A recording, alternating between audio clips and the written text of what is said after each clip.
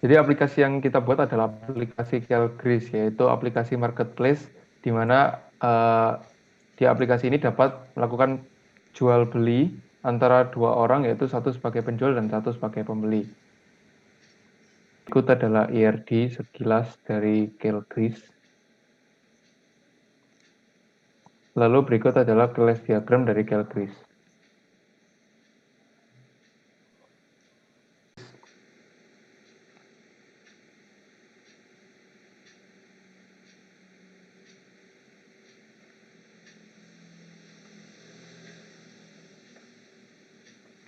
Saat pertama membuka aplikasi Kelgris, kita akan dibawa ke halaman login, di mana kita bisa melakukan login dengan menggunakan user privilege yang ada di localhost kita.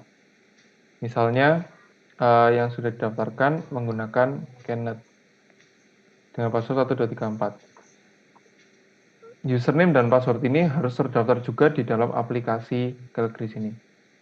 Lalu klik login, jika benar, namun jika salah maka akan muncul seperti ini.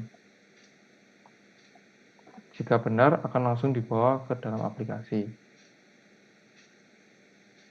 Di halaman utama dari aplikasi Kelgris ini akan diperlihatkan barang-barang yang dijual oleh penjual pada aplikasi ini. Dapat dilihat ada banyak barang yang dapat di next untuk ke halaman selanjutnya. Dan jika sudah tidak ada barang lagi, maka muncul error. Begitu juga untuk previewsnya. Lalu kita juga dapat melakukan pencarian barang. Misalnya untuk kata CHE di item name, maka menghasilkan Citos. Di sini kita juga dapat melihat detail dari barang dengan mengeklik pada barang tersebut. Di sini dapat dilihat nama dari barang, deskripsi dari barang, rating, berat, harga, dan stok dari masing-masing barang. Pada halaman awal ini kita juga dapat melihat detail per barang juga dengan mengeklik pada gambarnya masing-masing.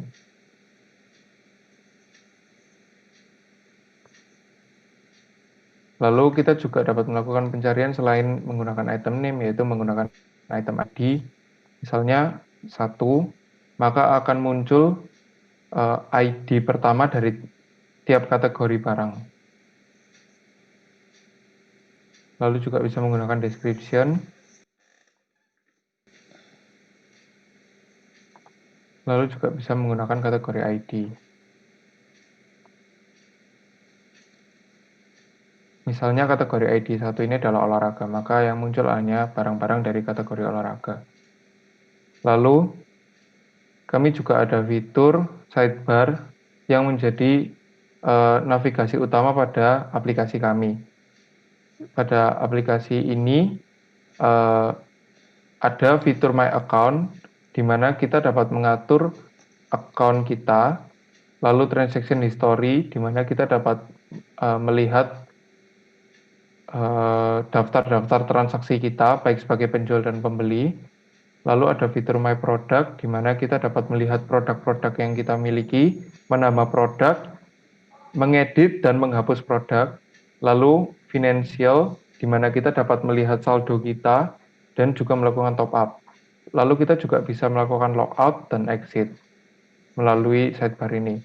Di sini kita juga dapat melihat foto profil kita dan nama dari yang terdaftar. Lalu kita akan memasuki fitur yang pertama, yaitu My Account. Di My Account kita bisa mengupdate data dari user. Misalnya kita akan mengganti nama dari Kenneth Desmondo menjadi Kenneth Suratman. Lalu kita save. Nah, itu berarti data sudah diganti. Lalu kita juga bisa mengganti foto profile picture-nya. Bisa langsung diklik picture box-nya, lalu bisa langsung memilih foto dari file. Lalu kita klik save. Semua perubahan data ini akan disimpan di database Kelgris. Lalu kita juga bisa mengganti password, lalu mengetikkan ulang di bagian repeat password. Namun bila password yang diketikkan itu tidak sama, maka akan muncul sebagai berikut. Oleh karena itu kita harus mengetikkan password yang sama di bagian password dan repeat password. Lalu selanjutnya kita akan membuka menu address. Nah, address ini adalah list alamat dan receiver atau penerima yang dimiliki oleh seorang user. Nah, seorang user itu bisa memiliki banyak penerima, namun maksimalnya hanya 5, di mana semua penerima ini mempunyai nomor telepon dan alamat masing-masing. Kita juga bisa melakukan update dan menghapus data dari receiver, tapi kita juga bisa melakukan penambahan untuk receiver. Tinggal mengetikkan saja nama, nomor telepon, dan alamatnya. Setelah itu nanti bisa kita langsung pencet save, nanti akan langsung tersimpan di database. Dan juga akan muncul langsung di listnya sini. Bila kita next, maka akan, kalau misalnya sudah halaman terakhir, tidak bisa di next. Dan kalau halaman pertama tidak bisa di previous. Nah, kita juga bisa melakukan delete data yang akan langsung terupdate nanti di database-nya. Lalu kita juga bisa kembali ke My Account dengan cara memencet menu bar yang ada di kiri, lalu memencet My Account. Lalu untuk fitur yang kedua adalah My Product, di mana My Product ini adalah untuk menampilkan produk yang dijual oleh user. Nah, kita juga bisa menambahkan produk dengan menggunakan tombol Add. Nah, kita bisa memilih fotonya, foto dari produk. Kita bisa masukkan nama, deskripsi, kategori. Kategorinya langsung pilih dari combo box, jadi ada beberapa kategori yang bisa dipilih. Lalu memasukkan beratnya, harganya, dan stoknya sekarang ada berapa. Lalu kita tinggal pencet save, nanti akan tersimpan di database. Nah, lalu kita bisa mengecek apakah barang tersebut sudah masuk atau belum. Caranya dengan buka My Product, lalu kita lihat dan ternyata sudah masuk. Lalu kita bisa memencet picture box itu untuk melihat detail dari barang tersebut. Lalu kita bisa pencet edit untuk mengedit barang tersebut. Namun kita tidak bisa mengedit ratingnya. Setelah itu bisa kita pencet save. Nah, data sudah tersimpan. Kita bisa back lagi ke My Product. Nah, datanya sudah tersimpan juga. Lalu kita bisa melakukan delete untuk produk tersebut. Datanya langsung tersimpan di database. Selanjutnya, kita dapat menekan button kategori. Di sini kita dapat melihat jenis-jenis kategori apa aja yang berada di item. Kita juga dapat melakukan search ID, misalnya kita memasukkan angka 1, maka yang ketemu akan olahraga. Kategori selain ID, kita juga bisa mencoba mencari nama. Kita memasukkan olahraga, yang keluar maka akan ID 1. Ada button edit, kita juga bisa melakukan tambah, edit, dan delete. Jika tambah, ID akan mulai dari 6 karena tadi datanya mulai dari 5. Setelah berisi 5. Misalnya kita masukkan nama tes kategori dan kita akan melakukan save. Maka data tersebut akan tersimpan di data grid view. Dan selanjutnya kita akan mencoba untuk melakukan edit.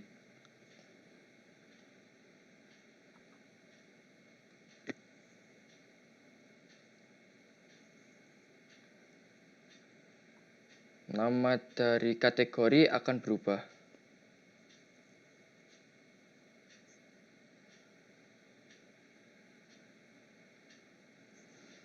dengan menekan button delete, maka kategori ID 6 akan terhapus. Fitur ketiga yaitu finansial. Di finansial kita dapat melihat saldo kita dan poin kita. Kita juga dapat melakukan top up. Misalnya saja yang tadi uang kita bersaldo 500.000 dan kita akan menambahkannya 100.000. Dan kita melakukan top up. Maka saldo kita akan berubah menjadi 600.000. Kita juga dapat kembali ke menu awal dari form manapun dengan menggunakan tombol category sini. Lalu kita juga dapat melakukan logout. Jadi kita tidak perlu keluar dari aplikasi terus login kembali untuk ganti account. Misalnya kita logout, lalu kita login dengan user lain. Misalnya Nelson dengan passwordnya 134, login. Nah, akan muncul tampilan yang sama seperti sebelumnya, yaitu barang-barang yang dijual oleh penjual di aplikasi ini, namun dengan profil yang berbeda, lalu detail account-nya juga berbeda, alamat juga yang berbeda. Lalu, my product yang dijual oleh Nelson juga berbeda dari yang dijual oleh Kenneth tadi.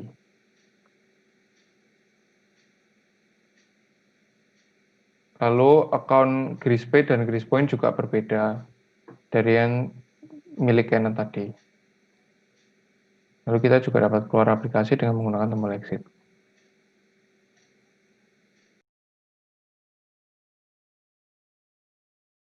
Saya akan mendemonstrasikan perubahan data yang ada di SQL menggunakan CalGris. Misalnya kita login menggunakan akun Rania dengan passwordnya 12345. Setelah koneksi jalankan, misalnya saya ingin merubah akun dari Rania, ingin merubah fotonya, lalu saya ingin merubah namanya,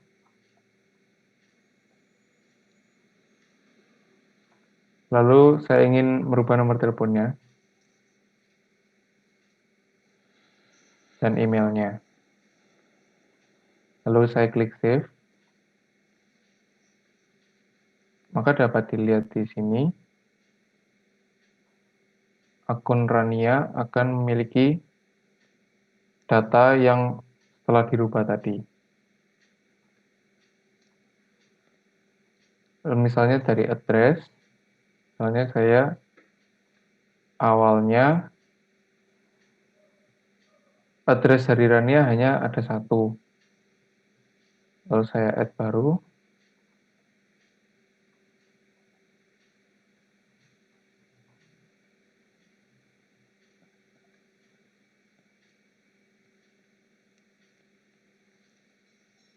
Maka jika diselect lagi,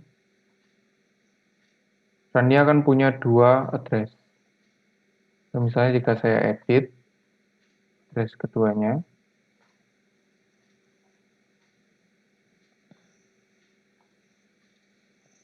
maka data akan berubah lagi menjadi Tenggelis Mejoyo.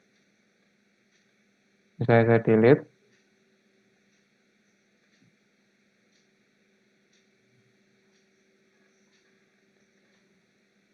maka data tadi hilang.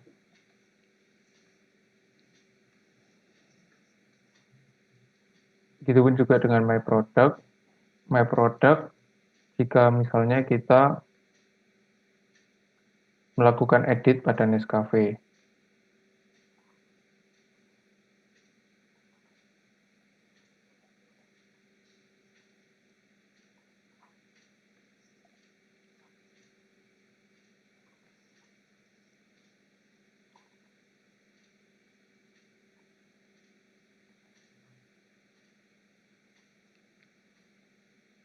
Maka produk dari Nescafe akan berubah.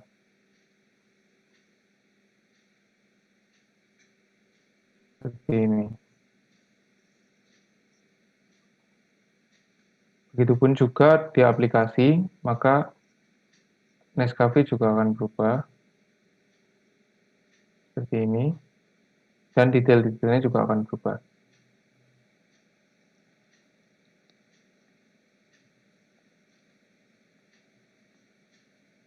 Lalu berlaku juga untuk melakukan delete data. Jika kita mendelete produk ini, maka Nescafe tidak ada lagi di program maupun di database. Nescafe-nya hilang. Kategori pun juga demikian. Misalnya kita melakukan add data, kategori tes,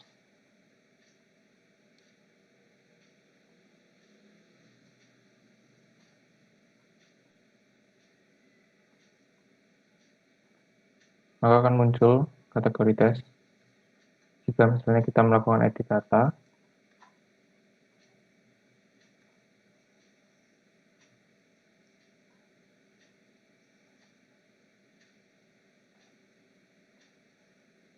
maka akan berubah juga.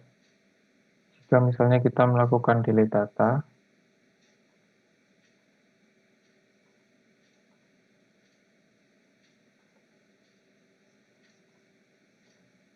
maka kategori tadi akan hilang. Yang terakhir adalah financial.